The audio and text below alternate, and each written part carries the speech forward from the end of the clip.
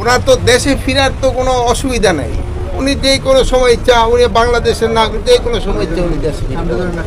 ওনারা যেই সময় উনি নিজেরে যেই সময় উনি মনে করবেন উনি সেই সময় দেশে ফিরবেন। মাননীয় উপদেষ্টা, পুশিনের ব্যাপারে বাংলাদেশের আপত্তি থাকার পরেও ধারাবাহিকভাবে ভারত আমরা এই ব্যাপারে ফরেন মিনিস্ট্রিতে লিখছি, ফরেন মিনিস্ট্রি ফরেন অ্যাডভাইজারও আপনাদের বলছে, তারাও কিন্তু তাদের চিঠি দিচ্ছে যে আমাদের বাংলাদেশি নাগরিক যদি ওই অগদেশে থাকে আমরা অবশ্যই নিব, কিন্তু তারা একটা প্রপার চ্যানেলে আসতে হবে। নিয়ম হলো প্রপার চ্যানেলে। ওনারা করে নাকি এটা ফলো না করে এই জঙ্গলে রাস্তা দেখি জায়গায় না ওই সব জায়গায় গিয়ে করে, এটা একটু অমানবিক। এই যেগুলো আমরা কিন্তু এটা শুধু আমাদের না, আমাদের যে অ্যাম্বাসেডার আছে, হাই কমিশনার আছে দিল্লি, তাকেও এটা বলা হয়েছে এবং ফরেন অ্যাডভাইজার এই ব্যাপারে আপনাকে কিন্তু ব্রিফও করছে।